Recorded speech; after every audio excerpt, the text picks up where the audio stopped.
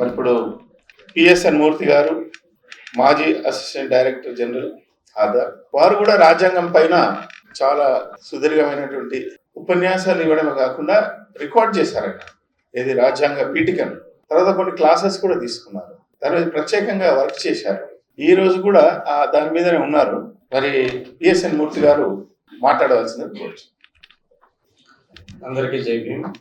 ఈరోజు భారత రాజ్యాంగ పుస్తకావిష్కరణ సభకు అధ్యక్షత వహిస్తున్నటువంటి పెద్దలు, రెండు తెలుగు రాష్ట్రాల్లోనూ అంబేద్కర్కి, బుద్ధుడికి, పూలేకి ఈ భావజాలానికి సంబంధించినటువంటి సాహితీ గ్రంథాలను, సాహిత్యాన్ని బహుశా ఇంటింటికి తీసుకెళ్లినటువంటి ఘనత ఎవరికైనా దక్కుతుందంటే అది వరుణ్ కుమార్ గారికి, వారు పెట్టినటువంటి సమాంతర. ఈ మహాప్రస్థానంలో భాగంగా, సాహితీ సేవలో భాగంగా వారు తీసుకొస్తున్నటువంటి భారత రాజ్యాంగం అనే గ్రంథానికి ఆవిష్కరణ చేస్తున్నప్పుడు తెలుగులో తీసుకొస్తున్నారు. డాక్టర్ విశారదన్ నాకు వయసులో చిన్నవాడే కానీ ఉద్యమంలో చాలా పెద్దవాడు. నేను గౌరవించే వ్యక్తుల్లో ఈ మాలమాదిగ సమాజాల్లో కాదు, దళిత సమాజంలో కాదు, బహుజన సమాజంలో కాదు, రెండు తెలుగు రాష్ట్రాలలోనూ నేను మనస్ఫూర్తిగా గౌరవించే అతి తక్కువ మంది వ్యక్తుల్లో విశారదన్ ఒకరు. ఆయన భారత రాజ్యాంగం గురించి మాట్లాడుతూ అమ్మ జోలపాట పాడినట్టుగా మిమ్మల్ని అందరినీ జోలపాటలో అలాగా ఒక స్థాయికి తీసుకెళ్ళిన తర్వాత, నాకు తెలుగు సరిగా రాదు, ఇంగ్లీష్ అంతంత మాత్రంగా అది కూడా సరిగా రాదు, నన్ను మాట్లాడమని వరుణ్ కుమార్ గారు ఆజ్ఞ. దానికి తగ్గట్టుగా మనం కొంచెం ముందుకెళ్దాం. అలాగే పెద్దలు, ఈ సభకు ముఖ్య అతిథిగా వచ్చినటువంటి జస్టిస్ ఈశ్వరయ్య గారు, నాకు చాలా లోతైన పరిచయం ఉన్నటువంటి వ్యక్తుల్లో వారు నేను కలిసి కొన్ని కార్యక్రమాలు చేసాం, చాలా లిటరేచర్ ప్రొడ్యూస్ చేసాం. ఆల్ ఇండియాలో ఢిల్లీలోను, బాంబేలోను, బీహార్లోను, తెలంగాణలోను, ఆంధ్రాలోను కలిసి దళిత బహుజన సమాజాల కార్యకర్తల నుంచి చాలా సమావేశాలు నిర్వహించడం జరిగింది. వారు ఈ గ్రంథానికి ముందు మాట రాయటం, అలాగే ఈ ఆవిష్కరణ సభకు ముఖ్య అతిథిగా రావటం మనందరికీ గర్వకారణం. మన బహుజన సమాజం నుంచి రాష్ట్రంలో ఆయన acting chief justice of combined Andhra Pradesh గా వారు పనిచేశారు. నేషనల్ కమిషన్ కి చైర్మన్ గా పనిచేశారు. ఆయన యొక్క వాయిస్ కి, పర్సనాలిటీకి చూడటానికి కూడా చాలా అందగాడు. అందుకని భారతదేశంలో ఏ మూలకు పోయినా కానీ మన బీసీ వర్గాల నుంచి వారితో గౌరవము, భక్తి, ప్రేమలతోటి ఆయన దగ్గరికి వచ్చి పలకరించేవాళ్ళు, ఆయనతో మాట్లాడాలని సంతోషించేవాళ్ళు, ఆనందించేవాళ్ళు చాలా మంది ఉండటం చూసి నాకు చాలా ఆనందం వేసింది. వారు ఈ సమావేశంలో ముఖ్య అతిథిగా రావడం చాలా గొప్ప విశేషం. అలాగే మక్సూద్ గారిని నేను చాలా కాలం నుంచి చూస్తున్నాను. తమ్ముడు మాట్లాడాడు, సూర్య. మరి గ్రంథకర్త, గ్రంథాలకు, రాజ్యాంగానికి పట్టినటువంటి కులం వాసనను తీసేసి దీనికి బహుజన గంధాన్ని పూసినటువంటి గ్రంథకర్త, ట్రాన్స్లేటర్ అయినటువంటి పెద్దలు లక్ష్మీనారాయణ గారు, తమ్ముడు నల్ల బాబు గారు, మీ అందరికీ కూడా మనస్ఫూర్తిగా చాలా ఆనందకరమైనటువంటి వాతావరణం. లేదంటే ఈయనకు ఉన్నటువంటి ఏంటంటే చాలా మందిని పెడతాడు ఇటువంటి సమావేశంలో. ఈశ్వరయ్య గారు ఉండాలి, మన విశారదన్ గారు ఉండాలి, ఎవరో ఒకరు ఇద్దరు విశ్లేషకులు లోతుగా విశ్లేషించి, విస్తృతంగా విశ్లేషించి ఒక థాట్ ప్రాసెస్ ని మీకు అందరికీ అందజేసే ప్రయత్నంలో అది నాకు బాగా నచ్చుతుంది అనమాట. ఇలాగ అనేక మంది వక్తల కంటే కొద్ది మంది వక్తలు, లోతైన వక్తలతోటి మాట్లాడించడం వల్ల ఈ సబ్జెక్ట్ కి ఒక శాంటిటీ, ఒక క్లారిటీ, ఒక డైరెక్షన్, ఒక ఎంఫసిస్ ఇవన్నీ వస్తాయి. కాబట్టి భవిష్యత్తులో మనం అటువంటి కార్యక్రమం చూసుకున్నాం. మీరందరూ ఇక్కడికి వచ్చి చాలా తళతళలాడుతున్నటువంటి చల్లని వాతావరణంలో మిమ్మల్ని కూర్చోబెట్టినందుకు మేము ముందుగా ఈ దళితులు పెట్టుకునేటువంటి సమావేశంలో కాకుండా ఇదొక full time professional training work shop లాగా నడిపిస్తున్నటువంటి పెద్దలకి మరొకసారి ధన్యవాదాలు తెలియజేస్తున్నాను. విశారదన్ గారు తీసుకున్నటువంటి నిర్ణయానికి 15,000 కాపీలు వారు కావాలన్నారు. ఈ 15,000 కాపీల్లోనూ ఒక 1000 కాపీలని నేను ఆయనకి అందజేయటానికి అంటే బైబిల్ సేవ చేసేవాళ్ళు బైబిల్ పుస్తకాలు పంచుతుంటారు, భగవద్గీత సేవ చేసేవాళ్ళు భగవద్గీత పంచుతుంటారు. నడి రోడ్డు మీద నిలబడి, ట్రాఫిక్ లో నిలబడి, గుడ్డు కొట్టించుకొని, బొట్టు పెట్టుకొని, బనీను చొక్క వేసుకొని, లోపల ఎంత మంచి ఆలోచనలు ఉంటాయో మనకు తెలియదు కానీ భగవద్గీతలు అమ్ముతూ ఉంటారు. అలాగా మనలో కొంతమంది కూడా ఈ రాజ్యాంగాన్ని కొని సబ్సిడైజ్డ్ రేట్స్ కో లేకపోతే ఫుల్ రేట్స్ కో కొని గల్లీలలోను కూడళ్లలోను ఈ రాజ్యాంగాన్ని అమ్మి ప్రజలకు తీసుకెళ్లేటటువంటి సంస్కృతి, అలాగే ఫ్రీగా ప్రజలకి పంచేటటువంటి ప్రయత్నం మనందరిలో నుంచి రావాలి అన్నది నేను మనస్ఫూర్తిగా కోరుకుంటున్నటువంటి విషయం. దీని తర్వాత బాబాసాహెబ్ అంబేద్కర్ రాజ్యాంగం రాసిన తర్వాత డెమోక్రసీ అనే పదానికి ఒక నిర్వచనం ఇస్తాడు. డెమోక్రసీ అంటే ఏంటంటే of the people, for the people, by the people అని ఎక్కడో అబ్రహాం లింకన్ గారు ఎప్పుడూ చెప్పినటువంటి నిర్వచనాన్ని టీచర్లు అదే చెప్తారు, ప్రొఫెసర్లు అదే చెప్తారు. జనంలో ఎవరిని అడిగినా వాట్ ఈస్ డెమోక్రసీ అంటే of the people, for the people, by the people అంటారు. కానీ బాబాసాహెబ్ అంబేద్కర్ డెమోక్రసీకి ఒక డెఫినేషన్ ఇచ్చారు. ఏమనంటే democracy is a form and method of government through which revolutionary changes can be brought about in the social, economic and political lives of people without bloodshed అంటాడు అన్నమాట. రక్తపాతము లేకుండా, రక్తపాత రహితంగా మనుషుల యొక్క సమాజం యొక్క ఒక దేశం యొక్క ఆర్థిక, రాజకీయ, సామాజిక జీవన విధానంలో విప్లవాత్మకమైనటువంటి మార్పులు తీసుకొచ్చే పద్ధతికి రూపము ప్రజాస్వామ్యం అంటాడు అన్నమాట. ఆ ప్రజాస్వామ్యాన్ని ఎలాగ నెలకొల్పాలి, ఎలాగ ప్రతిష్టాపించాలి అనేటటువంటి ఆలోచనలో ఒక భాగం ఈ భారత రాజ్యాంగంలో ఆయన చేసినటువంటి కృషి. ఇది మనం దృష్టిలో పెట్టుకుంటే అంబేద్కర్ మన చేతుల్లో కత్తులు పెట్టలేదు, తుపాకులు పెట్టలేదు, పెట్టకపోవడం చాలా మంచిదని డాక్టర్ విశారదన్ గారు ఇంతకుముందు చెప్పారు. ఆ ఆలోచన విధానానికి 100% మనం అందరం కూడా కంకణ బద్దులై ఉండాలి. తుపాకుల ద్వారాను, కత్తులు, పడవల ద్వారాను వ్యవసాయం వస్తుందేమో కానీ బోర్డర్లను కాపాడగలమేమో కానీ సమాజంలో మనం కోరుకునేటటువంటి మార్పును మనం తీసుకురావాలి. ఇక్కడ భారత రాజ్యాంగం గురించి మనం మాట్లాడేటప్పుడు రాజ్యాంగంలో 2 భాగాలు ఉంటాయి. ఒకటి మానవీయ విలువలు, మానవ హక్కులు, సమాజాన్ని పురోగమింపజేసేటటువంటి కార్యక్రమాలు, ఈ ఆలోచన విధానం ఒక భాగం అయితే, ఒక సమాజాన్ని, ఒక ప్రభుత్వాన్ని ఎలాగ నడిపించాలి అనేది ఒక టెక్నికల్ పార్ట్ అన్నమాట. దాన్ని అదొక టెక్నికల్ పార్ట్. ఆ technical part of the constitution 1935 act లో వరకునే డెవలప్ అయిపోయి ఉంది. జ్యుడిషియరీ ఎలా పనిచేయాలి, సెంట్రల్ గవర్నమెంట్ ఎలా పనిచేయాలి, స్టేట్ గవర్నమెంట్ ఎలా పనిచేయాలి, ఏ 3 వింగులు ఎలా పనిచేయాలి, రకరకాల technical aspect, that is called administrative machinery. భారతదేశంలో పరిపాలన యంత్రాంగం ఎలా పనిచేయాలి అన్నది ఒక భాగం అయితే, ఈ పరిపాలన యంత్రాంగం ఏ విలువలతో పనిచేయాలి, ఏ ఆశయాలతో పనిచేయాలి, ఏ లక్ష్యాలతో పనిచేయాలి, ఏ వర్గాల అభివృద్ధి కోసం పనిచేయాలి, ఏ విధంగా ఈ దేశాన్ని ఒక సమగ్రమైనటువంటి, ఒక శాంతియుతమైనటువంటి, ఒక ప్రోగ్రెసివ్ రేషనలిస్ట్ థాట్ ప్రాసెస్ తో నడిచేటటువంటి దేశంగా తయారు చేయాలన్నది ఐడియాలజీ పార్ట్ ఆఫ్ ఇట్. ఇందులో మీరు భారత రాజ్యాంగాన్ని మీరు చదవాలనుకున్నప్పుడు ఈ రాజ్యాంగం 22 భాగాల్లోగా విభజించి మనకు అందించబడింది. అందులో మొదటి భాగం యూనియన్ అండ్ ఇట్స్ టెరిటరీ అంటారు. బహుశా భారత రాజ్యాంగం రాకముందు భారతదేశం ఎప్పుడూ కూడా అంత సమగ్రమైనటువంటి ఒక యునైటెడ్ నేషన్ గా, ఒక యునైటెడ్ కంట్రీగా, ఒక ఇంటిగ్రేటెడ్ కంట్రీగా ఎప్పుడూ లేదు. Jawaharlal Nehru was the fortunate enough, ఆయన చాలా అదృష్టవంతుడు అనమాట. మొట్టమొదటిసారి ఒక యునైటెడ్ ఇండియాని పరిపాలించేటటువంటి ఒక అవకాశం జవహర్లాల్ నెహ్రూకి దక్కిందని చెప్పాలి, ఒక విధంగా చెప్పాలంటే. ఆ అవకాశం ఆయనకి ఇచ్చింది భారత రాజ్యాంగం. ఆ భారత రాజ్యాంగంలో బాబాసాహెబ్ అంబేద్కర్ యొక్క విజన్.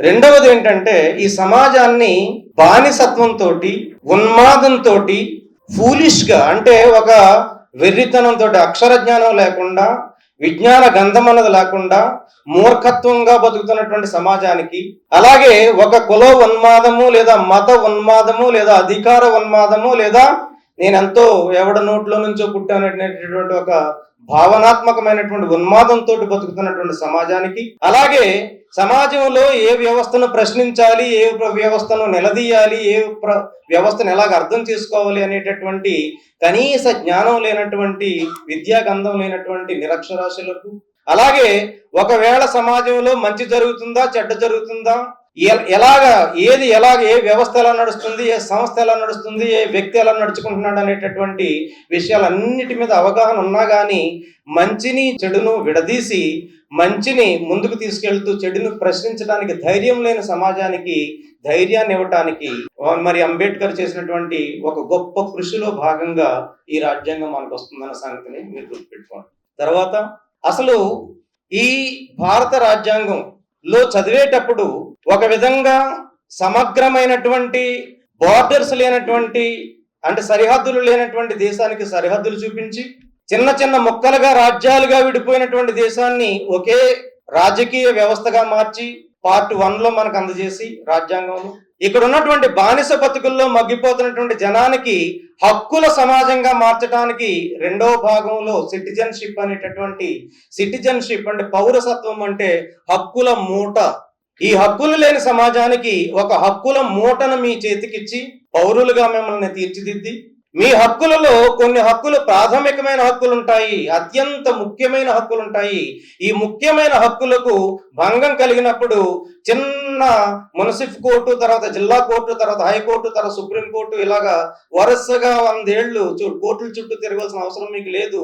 మీ ప్రాథమిక హక్కులకు భంగం కలిగినప్పుడు మీరు డైరెక్ట్ గా సుప్రీంకోర్టుకి వెళ్ళి సుప్రీంకోర్టు యొక్క తలుపులు తట్టొచ్చు అని చెబుతూ కొన్ని ప్రాథమిక హక్కులను మనకిచ్చి ఒక పునాదిని ఏర్పాటు చేసి ఈ పునాది మీద మీరు నిలబడి మీ సమాజాన్ని, మీ దేశాన్ని, మీ జీవితాలను ఎలా తీర్చిదిద్దుకోవాలి అనేటటువంటి ఒక అద్భుతమైనటువంటి సంక్షేమ రాజ్యానికి, సామ్యవాద రాజ్యానికి, ప్రగతిశీల రాజ్యానికి ఆర్థిక వ్యవస్థ ఎలా ఉండాలి, సామాజిక వ్యవస్థ ఎలా ఉండాలి, అలాగే రాజకీయ వ్యవస్థ ఎలా ఉండాలి అనేటటువంటి ఒక దార్శనికతతో కూడినటువంటి 4వ భాగం directive principles of state policy అంటారు అన్నమాట. ఈ directive principles of state policy ఆదేశక సూత్రాలు అంటారు తెలుగులో.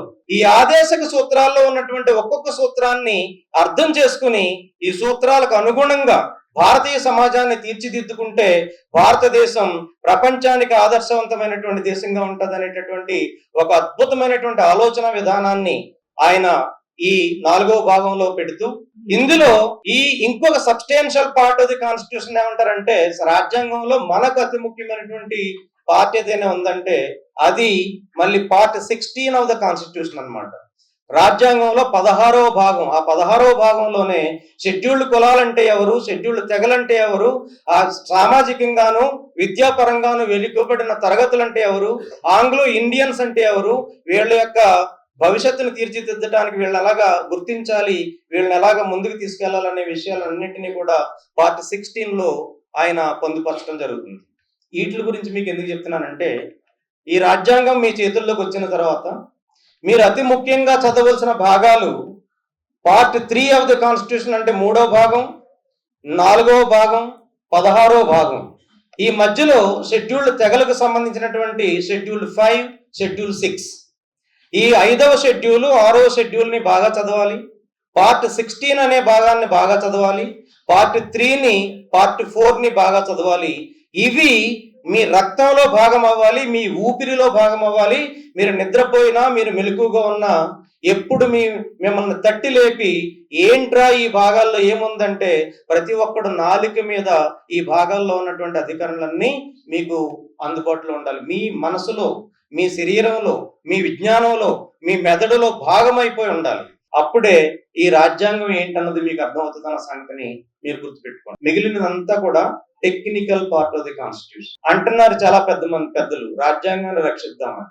Constitution is not what was written, adapted, accepted and given to themselves to the people on 26th of November 1949. And constitution is not the constitution that came into existence on 26th of January 1950. రాజ్యాంగాన్ని మనం ఏమి రాసుకున్నాము కాగితాల మీద, ఏమి మనం ఒప్పుకున్నాము, ఏమి adapt చేసుకున్నాము, దేన్ని మనం 1950 జనవరి 26న మనం అమల్లోకి తెచ్చుకున్నాం అన్నది రాజ్యాంగం కాదు. రాజ్యాంగం అంటే ఏంటంటే ఈ రాజ్యాంగాన్ని అమలు చేసిన భాగమే రాజ్యాంగం. ఈ రాజ్యాంగాన్ని హైకోర్టులు, సుప్రీంకోర్టులు ఏ విధంగా వ్యాఖ్యానించాయో అదే రాజ్యాంగం తప్ప ఆ కాగితాల్లో ఉన్నదంతా రాజ్యాంగం కాదన్న సంగతిని మీరు గుర్తుపెట్టుకోండి. ఇది చాలా లోతైన విషయం. ఏం చెప్తున్నానంటే నేను రాజ్యాంగం అంటే రాజ్యాంగంలో ఉన్నటువంటి ప్రతి పేజీలోను, ప్రతి ఆర్టికల్లోను, ప్రతి భాగంలోను, ప్రతి షెడ్యూల్ లో ఉన్నదంతా రాజ్యాంగం కాదు. ఏదైతే నిజంగా అమలు చేయబడుతుందో రాజకీయ పార్టీల ద్వారా, ఏదైతే రాజ్యాంగంలో ఏ భాగాన్ని, ఏ ఆర్టికల్లో ఏ క్లాజ్ ని, ఏ సబ్ క్లాజ్ ని, ఏ ప్రొవైజోని సుప్రీం కోర్టులు గాని మరి హైకోర్టులు గాని ఏ విధంగా వ్యాఖ్యానిస్తున్నాయో అదే రాజ్యాంగం గాని మిగిలినంత రాజ్యాంగం కాదు. కాబట్టి రాజ్యాంగాన్ని ఇలా ట్రాన్స్లేట్ చేసుకుని ఒరిజినల్ ఆర్టికల్స్ అన్నిటిని మనం బట్టి పెడితే సుఖం లేదు. మీరు గనక రాజ్యాంగం గురించి పూర్తి పాఠం తెలుసుకోవాలనుకుంటే, రాజ్యాంగం ఎలాగ అమలు చేయబడుతుందో తెలుసుకోవాలంటే ఎప్పటికప్పుడు ఈ రాజ్యాంగం పైన హైకోర్టులు, సుప్రీం కోర్టులు చేస్తున్నటువంటి వ్యాఖ్యానాలు ఎలాగొస్తున్నాయి, లేటెస్ట్ గా ఏం వ్యాఖ్యానం ఉంది రాజ్యాంగంలో, ఏ భాగం మీద, ఏ ఆర్టికల్ మీద అన్న దాని మీద మనం అప్డేట్ అయిన రోజున రాజ్యాంగం యొక్క నిజమైన స్వరూపాన్ని, మనం అనుభవిస్తున్న స్వరూపాన్ని మనం తెలుసుకోగలుగుతున్నాం. ఎందుకు ఇది ఇలా చెప్తున్నానంటే, ఉదాహరణకి మండల్ కమిషన్ జడ్జిమెంట్ ఇచ్చినప్పుడు సుప్రీంకోర్టు 1992లో మండల్ కమిషన్ తీర్పిచ్చినప్పుడు మండల్ కమిషన్ రాజ్యాంగం ఏం చెప్తుంది? Socially and educationally backward classes కి రిజర్వేషన్స్ ఇవ్వండి అని చెప్తుంది. అక్కడ మండల్ కమిషన్ వాళ్ళు ఏం తీసుకొచ్చారు? ఈ socially educationally backward classes identify చేసే ప్రాసెస్ లో ఎకానమిక్ క్రైటీరియా తీసుకొచ్చారు. దాని అర్థం ఏంటి? వైవి చంద్రచూడ్ అనేటటువంటి ఒక జడ్జి గారు 1978 నుంచి 1985 వరకు సుప్రీంకోర్టులో చీఫ్ జస్టిస్ అయిన వైవి చంద్రచూడ్, యశ్వంత్ విష్ణు చంద్రచూడ్. యశ్వంత్ విష్ణు చంద్రచూడ్ గారి యొక్క కొడుకు డివై చంద్రచూడ్, ధనంజయ యశ్వంత్ చంద్రచూడ్ నిన్నగాక మన రిటైర్ అయ్యాడు. ఆ వైవి చంద్రచూడ్ గారి యొక్క కొడుకు యశ్వంత్ చంద్రచూడ్ క్రీమీ లేయర్ కాదు ఈ దేశంలో. కానీ ఇక్కడ ఈశ్వరయ్య గారి కొడుకు, ఈయన బీసీ, సామాజికంగా వెనకబడిన వర్గం, విద్యాపరంగా వెనకబడిన వర్గం. ఈయన ఏదో హైకోర్టులో ఒక జడ్జి అయ్యారు, ఈయన కొడుకు మాత్రం క్రీమీ లేయర్. ఇది ఎవరిచ్చారు ఈ వ్యాఖ్యానం? మండల్ కమిషన్ లో సుప్రీంకోర్టు జడ్జిలు ఇచ్చారు. ఇటువంటి వ్యాఖ్యానం ఏంటి? ఉన్న అడ్వాన్స్డ్ కమ్యూనిటీస్ లో, ఓపెన్ కేటగిరీలో ఎవ్వరూ క్రీమీ లేయర్ కాదు. చంద్రబాబు నాయుడు కొడుకు లోకేష్ క్రీమీ లేయర్ కాదు. కానీ ఇక్కడ ఉన్నటువంటి బుల్లి ఎమ్మెల్యే, బుల్లి ఎంపీ, దళితుడు గాని, బీసీ గాని, ఎస్టీ గాని ఎవడన్నా ఉంటే వాడు కొడుకు మాత్రం క్రీమీ లేయర్. సుప్రీంకోర్టు జడ్జి కొడుకు, ఆయన ఓపెన్ కేటగిరీ అయితే క్రీమీ లేయర్ కాదు. అదే చిన్న మున్సిపల్ కోర్టులో ఎవడైనా బుల్లి జడ్జి ఉంటే ఎస్సీలు గాని, ఎస్టీలు గాని, ఓసీలు గాని ఆయనకు కొడుకుంటే ఆయన క్రీమీ లేయర్ అవుతారు. ఈ వ్యాఖ్యానం ఎవరు చెప్పారండి? సుప్రీంకోర్టు చెప్పింది. ఎప్పుడు చెప్పారండి? 1992లో చెప్పారు. అప్పటి నుంచి అదే చట్టం, అదే రాజ్యాంగం ఇప్పటి వరకు బీసీలకి వర్తిస్తుంది క్రీమీ లేయర్ రూపం. అందుకని ఏం జరుగుతుంది? రాజ్యాంగంలో ఏమి రాశాడు అంబేద్కర్? సోషల్ బ్యాక్వర్డ్నెస్ అంటే కులాల పరంగా, నీ కుల వృత్తి పరంగా నీ యొక్క స్టేటస్ తక్కువై ఉండాలి. విద్యాపరంగా నువ్వు వెనుకబడి ఉన్నవాడు అయితే నీకు రిజర్వేషన్ ఇచ్చి నిన్ను ముందుకు తీసుకురావడానికి ఏదైనా మంచి ప్రయత్నం చేయండి అని రాజ్యాంగం చెప్తుంటే, ఆ రాజ్యాంగాన్ని పక్కన పెట్టేసి ఇక్కడ కొత్త రాజ్యాంగం రాయబడింది. Yes or no? ఇది రాజ్యాంగం అంటే ఈ విధంగా మీరు అర్థం చేసుకోవాలి. రాజ్యాంగాన్ని అర్థం చేసుకోవడానికి ఇప్పటికప్పుడే 37,000 తీర్పులు ఉన్నాయి. సుప్రీంకోర్టు తీర్పులు ఇంకా ఎన్ని వేలు వస్తున్నాయో తర్వాత తెలియదు, ఆన్లైన్ లో ఉన్నాయి. ఆ తీర్పులన్నింటిలోనూ సుప్రీంకోర్టు ఏం చెప్పింది అన్నది రాజ్యాంగం గాని, ఈ పుస్తకంలో మనం ట్రాన్స్లేట్ చేసి ఇక్కడ రాసుకున్న మట్టుకే రాజ్యాంగం కాదన్న సంగతిని మీరు గుర్తుపెట్టుకో. Why I'm going so deep into the subject అంటే, మనము ఎక్కడుండాలి, ఎక్కడున్నాం, ఎక్కడికి వెళ్ళాలి అన్న దాని మీద ఇందాక తమ్ముడు విశారదన్ గారు, డాక్టర్ విశారదన్ గారు చెప్పినట్టుగా మన యొక్క ప్రయాణం ఏంటి, మనం గమ్యం ఏంటన్న దాన్ని మర్చిపోయి ఏదో గుడ్డెద్దు చేలో పడ్డు మేస్తున్నట్టుగా బీసీల పరిస్థితి అలాగే ఉంది, ఎస్సీల పరిస్థితి అంతే, ఎస్టీల పరిస్థితి అంతే. విజ్ఞానం అనే యజ్ఞంలో మనం చాలా వెనకబడి ఉన్నాం. అవగాహన పట్ల చాలా వెనకబడి ఉన్నాం. మనకు ఆవేశం ఎక్కువ, ఆలోచన తక్కువ అనేటటువంటి రోగంతో మనం బాధపడుతున్నాం. దీని నుంచి మనం బయటపడటానికి cultivation of mind should be the ultimate aim of human existence అని బాబాసాహెబ్ అంబేద్కర్ మనకు ఒక సలహా ఇస్తారన్నమాట. You have to cultivate your mind. నీ మనో వ్యవసాయం నీకు కావాలి. చదవాలి, రాత్రి చదవాలి, పగలు చదవాలి, రాత్రి పగలు చదవాలి, తెల్లవారుజామున లేచి చదవాలి. నీకు అర్థం కాని విషయం ఉంటే 10 సార్లు చదవాలి. అది అర్థమయ్యే వరకు చదువుతూనే ఉండాలి. ఇది కల్టివేషన్ ఆఫ్ మైండ్ అంటే. ఈ కల్టివేషన్ ఆఫ్ మైండ్ లో మనం ఇంకా చాలా వెనుకబడి ఉన్నాం కాబట్టి మనల్ని ఇంకా వెనుకబడిన తరగతులే అంటున్నారు అన్నమాట. ఈ వెనుకబడిన తరగతుల పరిస్థితి నుంచి మీరు బయటికి రావాలి అంటే రాజ్యాంగం ఏం చెప్తుంది? పౌరులందరికీ 18 ఏళ్ళు, 18 ఏళ్ళలో, 16 ఏళ్ళలో నిండిన ప్రతి పౌరుడికి ఓటు హక్కు ఇవ్వమని రాజ్యాంగం చెప్తుంది. కానీ ఓటు హక్కు ఇవ్వమని రాజ్యాంగం చెప్పింది కానీ ఓట్లు కొనండిరా ఓట్లు అమ్మండిరా అని రాజ్యాంగం చెప్పలేదు కదా.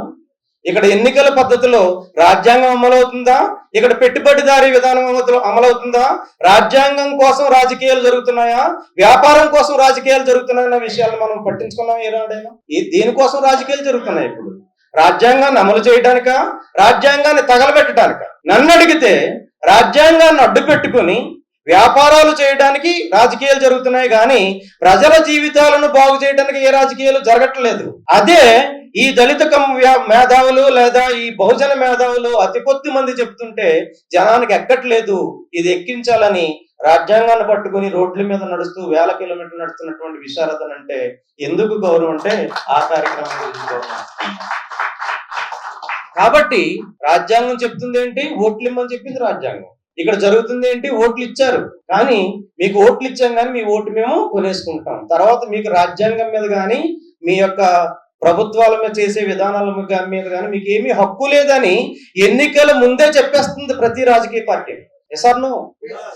This is how you have to understand the constitution. Constitution ని రక్షించవలసినటువంటి రాజ్యసభకి వైస్ ప్రెసిడెంట్, రాజ్యసభకి అధ్యక్షుడిగా వైస్ ప్రెసిడెంట్ అనేటువంటి క్యారెక్టర్ ఉంటుంది అనమాట. రాజ్యాంగంలో క్రియేట్ చేసింది ఆ క్యారెక్టర్. ఆ క్యారెక్టర్ రాజ్యాంగంలో ఏం చెప్తున్నాడు అంబేద్కర్?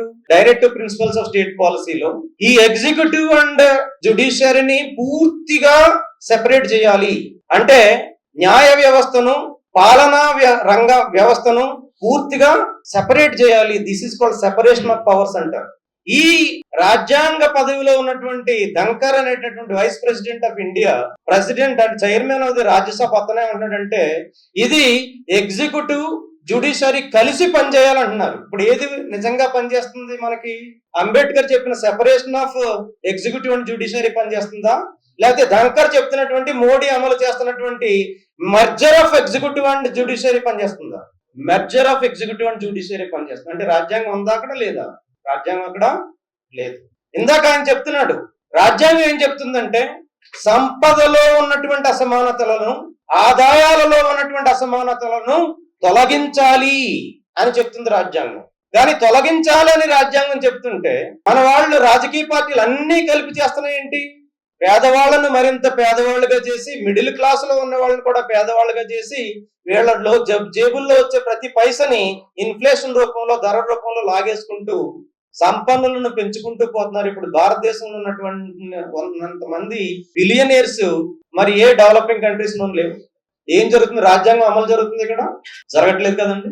కాబట్టి రాజ్యాంగాన్ని చదవటం వేరు, రాజ్యాంగాన్ని అమలు చేయడం, అమలు చేసే తీరును అర్థం చేసుకోవటం వేరు. రాజ్యాంగాన్ని సుప్రీం కోర్టులు ఇస్తున్నటువంటి వ్యాఖ్యానాల ద్వారా రాజ్యాంగానికి వస్తున్నటువంటి పరిభాష ఎలా మారిపోతుందో తెలుసుకోవటం వేరు. మనం ఎప్పుడు రాజ్యాంగానికి సరైనటువంటి అర్థాన్ని చెప్పుకోగలం, మనం తెలుసుకోగలం అంటే ఈ సుప్రీం కోర్టు జడ్జిమెంట్లో ఏం జరుగుతుంది అనేది ప్రతి జడ్జిమెంట్ వచ్చిన తర్వాత దాని మీద చర్చించుకుని దాంట్లో మంచి జరుగుతుందా, న్యాయం జరుగుతుందా, రాజ్యాంగం నిజంగానే సరిగా ఇంటర్ప్రిటేషన్ జరిగిందా లేదా అన్నది అనలైజ్ చేసుకుని విశ్లేషించుకుని మనం ముందుకెళ్తూ ఉంటే అప్పుడు real protection of the constitution అవుతుంది అనమాట. రియల్ ప్రొటెక్షన్ చేసుకోవడానికి నిరంతరం మనం చేసే యాక్టివిటీ అవసరం. ఈ నిరంతరం చేసే యాక్టివిటీలో భాగంగా ఇటువంటి చర్చా కార్యక్రమాలు, ఏదో ఒక పుస్తకాన్ని వారు తీసుకొచ్చారు, ఆ పుస్తకాన్ని మనం ముందు పెట్టారు, ఈ పుస్తకాన్ని విశ్లేషించి దీన్ని ఇనాగ్రేట్ చేసే టైంలో రాజ్యాంగం గురించి కొంచెం తెలుసుకునే ప్రయత్నం మనం చేస్తున్నాం. ఈ విధంగా కాకుండా ఈ రాజ్యాంగం అన్నది పాఠ్యాంశాలలో భాగం కావాలి. వాళ్ళెవరికో ఏమంటారంటే దాన్ని గాయత్రి మంత్రం అంటారు. ఏంటారు? గాయత్రి మంత్రం.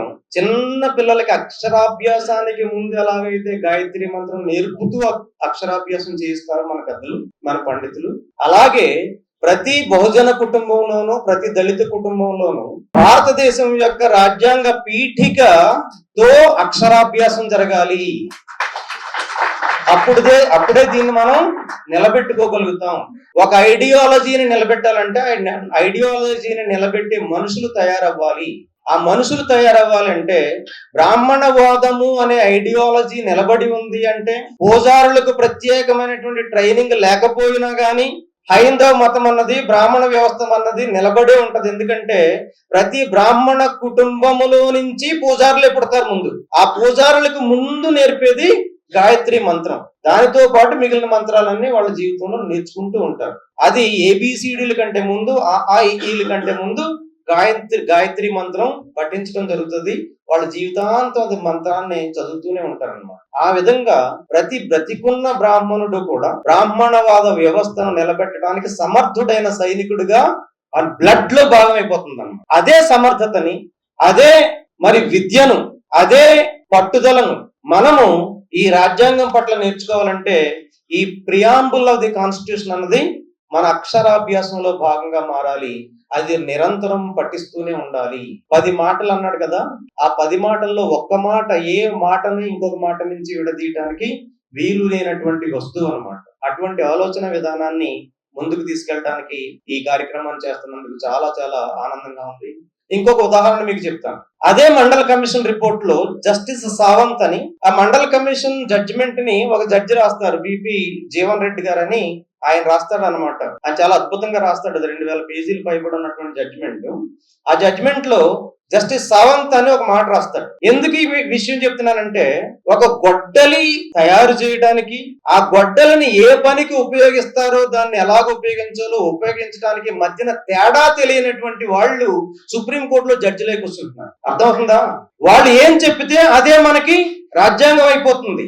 వాళ్ళు ఏం చెప్తే అదే మనకి విధానం అయిపోతుంది. వాళ్ళు ఏం చెప్తే అదే మన బతుకుల్ని శాసిస్తుంది. ఈ జస్టిస్ సావంత్ అనే ఆయన మండల్ కమిషన్ రిపోర్ట్ లో ఏం చెప్తాడంటే, ఒక షెడ్యూల్డ్ కులాన్ని గాని లేదా ఒక షెడ్యూల్డ్ తెగ గాని అందులో ఈ డెఫినేషన్లు, అసలు షెడ్యూల్ కాస్ట్లు అంటే ఏంటి, షెడ్యూల్ ట్రైబ్స్ అంటే ఏంటి, economically social and educationally backward classes ఏంటనే డెఫినేషన్స్ రాజ్యాంగంలో ఒక ఆర్టికల్ ఉంటుంది, article 366.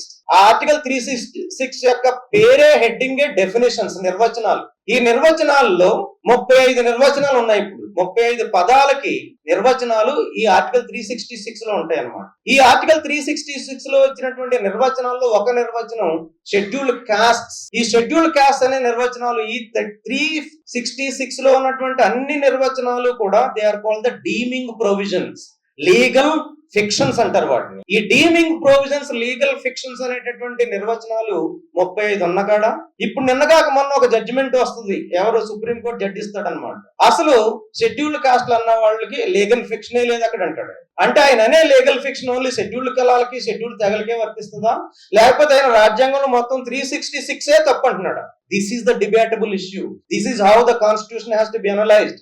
This is how the constitution has to be approached. This is how, as a common citizen, we are not trained advocates. Legal training నాకు లేదు. I am not a trained advocate. I have no knowledge. I am not even a graduate of law. But I am a student of my constitution.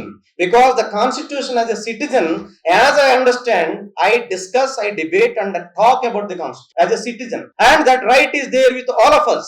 And whatever we are talking about the constitution, how we are discussing, how we are understanding the constitution అన్నది మన voice ని విని ఇక వాళ్ళు చేసే తప్పుల్ని correct చేసుకోవాల్సినటువంటి అవసరం రాజ్యాంగంలో ఉంది. అందుకని జడ్జిలకు ఉంది, సుప్రీం కోర్టులకు ఉంది, హైకోర్టులకు ఉంది అని చెప్పడానికే we the people of India అనే పదంతో రాజ్యాంగాన్ని పీఠికను మొదలు పెడతాడు బాబాసాహెబ్ అంబేద్కర్. దేర్ఫోర్ మనం సిటిజన్స్ గా, రెస్పాన్సిబుల్ సిటిజన్స్ గా, స్టూడెంట్స్ ఆఫ్ ది కాన్స్టిట్యూషన్ గా మారకుండా, రాజ్యాంగాన్ని అర్థం చేసుకోకుండా ఈ వస్తువుకి, ఆయుధానికి, అది చేయవలసిన పనికి తెలియనటువంటి వ్యక్తులు సుప్రీంకోర్టు జడ్జిలు గాను, హైకోర్టు జడ్జిలు గాను మారిపోతూ వాళ్ళ రాజ్యాంగానికి ఇచ్చే భాష్యాన్ని, పరిభాష్యాన్ని దాన్నే వేదంగాను, దాన్నే చట్టంగాను, దాన్నే రాజ్యాంగంగాను మనం అంగీకరిస్తూ పోతున్నంత వరకు ఈ శ్రీశ్రీ గారు చెప్పినట్టుగా అజ్ఞానపట అంధయుగంలో ఆకలితో, ఆవేశముతో, తెలియని ఏ తీవ్ర శక్తిలో నడిపిస్తే నడిచిన మనుషులు అంటాడు. ఈ తీవ్ర శక్తులన్నీ కలిసి చట్టసభల్లో కూర్చుని, ఈ తీవ్ర శక్తులన్నీ కలిసి హైకోర్టులోను, సుప్రీం కోర్టులోను కూర్చుని, ఈ తీవ్ర శక్తులన్నీ కలిసి యూనివర్సిటీల్లో కూర్చుని మనకి ఏమీ తెలియకుండా అజ్ఞానంలోను, ఆకలితోటి అలమటిస్తున్నటువంటి మనకి వీళ్ళు చెప్పే భాష్యాలు, వ్యాఖ్యానాలే మనకి డైరెక్షన్ అయితే మన జీవితాలు ఎప్పటికీ ఇలాగే తగలబడిపోతాయి అనేటటువంటి దూరదృష్టితోటి ఈ రాజ్యాంగాన్ని, ఇంగ్లీష్ లో ఉన్న రాజ్యాంగాన్ని తెలుగులోకి తీసుకొచ్చి తెలుగు మాట్లాడి తెలుగు చదవగలిగినటువంటి ప్రతి పిల్లవాడి చేతిలోని రాజ్యాంగం పెట్టాలనేటటువంటి అద్భుతమైనటువంటి ఆలోచనతో ముందుకు వచ్చినటువంటి వరుణ్ కుమార్ గారిని, వారు చేస్తున్నటువంటి ప్రయత్నాన్ని నేను మనస్ఫూర్తిగా అభినందిస్తూ ఈ కార్యక్రమంలో ఈ 4 విషయాలు మాట్లాడడానికి అవకాశం ఇచ్చినందుకు వారికి మనస్ఫూర్తిగా ధన్యవాదాలు తెలియజేస్తూ ముగిస్తున్నాను. జై భీమ్, జై భారత్. సమాంతర భారత్ టీవీని సబ్స్క్రైబ్ చేసుకోండి. మరిన్ని అప్డేట్స్ కోసం పక్కనున్న గంట నొక్కండి.